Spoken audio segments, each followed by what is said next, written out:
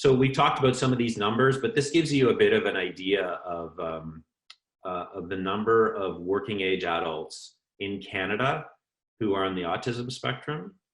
And the estimates that are out there, and there's sort of sporadic but reconfirmed numbers, that somewhere between 80 to 85% of individuals on the spectrum are either unemployed or underemployed.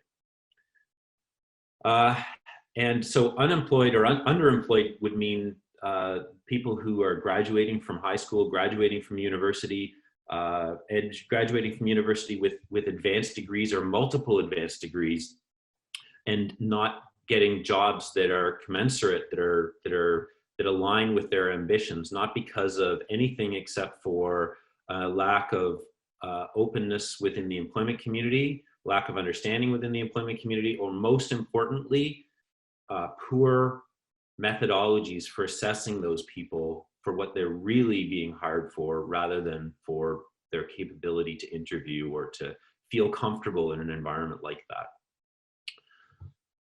So it's a huge opportunity for employers, and that's what we're trying to sell. And happily, a fair number of employers have taken us up on that offer, and we've been working with them for some of them since 2013 and 2014. We've hired many dozens of people for some of these businesses. Some of them are newer relationships that we have, but you can see that we've started to straddle different types of industries, different types of sectors.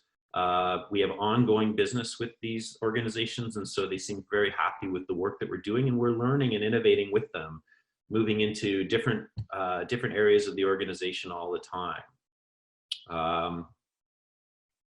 I could call out specific organizations such as the banks. The banks were really great places for us to get started, because we had there is a stereotype within the community that I think to some degree or another we've been responsible for, which is that people on the autism spectrum seem to somehow be aligned with technology jobs. That's really a red herring, as we've learned, and as you'll see in a moment. But what the banks have allowed us to do is to start in areas like that, and then expand ourselves out into lots of different types of jobs. One of the things that we experienced right from the beginning was that people would show up to some of our workshops and to some of our sessions, and they weren't interested in technology at all. And when we started to talk to many of the schools that we work with, and we've developed some amazing relationships with post-secondary institutions in Ontario and across the country, one of the things that we learned is that the larger portion of people who identify themselves to the schools as having a disability and being on the autism spectrum, that's what you have to say about yourself if you want to avail yourself of some of those services, is that they were enrolled in arts rather than science. They weren't necessarily in STEM. And so it showed us that we needed to move past technology and into lots of different places. And so this gives you, if you can see this, hopefully you can see this, this gives you an idea of the sorts of roles that we've hired people into over the last few years. A few things you can see when you look at this list. So one of the things that you can see is that it's a very wide list. The second is that you can see lots of different roles in there. We've hired people into jobs that are strictly administrative, and we've hired people into jobs that are highly specialized.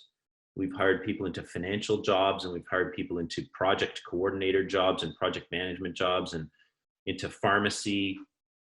Some of the people who we hired went from I'll give you a couple of examples of the sorts of underemployment that we've seen, and some of the unemployment that we've seen. We hired somebody who hadn't completed their high school and went into testing and then programming in software. We hired an individual with a master's in engineering who was doing inventory and stocking overnight at a Walmart into a financial risk and fraud analysis role. We hired an individual who had multiple degrees in math and physics into an anti-money laundering analytics role. We hired somebody who had worked in a medical clinic who became a facilities manager at a data center and then moved into fraud and anti-money laundering at a bank. So those are some of the examples. You'll see some words here that seem a little bit misleading. One of the words that you'll see is analyst. Our people aren't necessarily what you think of as a typical analyst. That's a word that HR now uses, that when I was in roles at that level, starting my career, would have been an associate.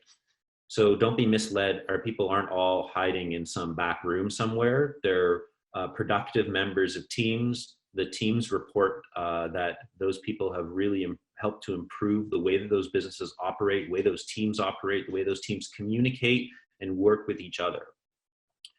In fact, here are some of the sorts of numbers that we've been able to pull together over the last few years of working with the businesses that we work with. I'll go through these so that you understand them, but keep in mind that when we started this out, there were no numbers on individuals who were working on the autism spectrum and the success that they'd had within the business community. So the first one is 12-month retention. And we've seen consistently around a 90% retention rate for 12 months. That's above any industry average for any type of a job. An example of retention rate in financial services, which is one of our bigger sorts of clients, is around 70%. So that means that after 1 year, 7 out of 10 people are still employed by those companies. In some types of roles, their retention rate is close to 0. So for example, in service industry jobs, retention rates would be so that if you were to hire 10 people in a year, you would be turning over 10 people in a year. In call center jobs, you'd see around a 50% retention rate.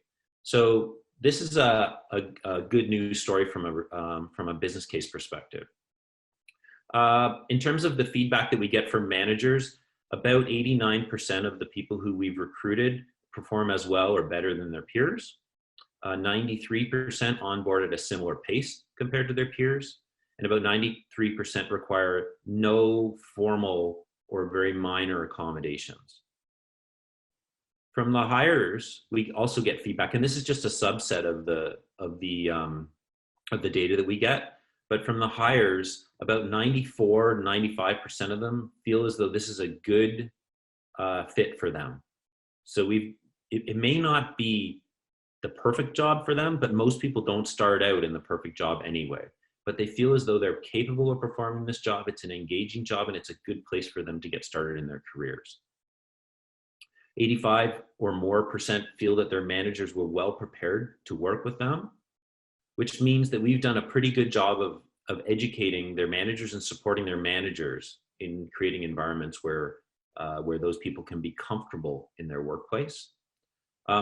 An interesting statistic that we were asked right from the beginning, because there was no data on it, this is how new things were when we started out, or an example of how new things were. We didn't know, nobody had any data that would say that putting people who are diagnosed with autism to work would make their lives better.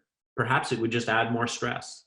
Perhaps it would put more of a burden on them, and they wouldn't be happy with those work environments. But in fact, it was what we expected came to be true, but we were asked to prove that that was the case. And so 97 report that their lives are improved for having a job. And happy to say that everybody's been happy with their relationship with Specialisterne.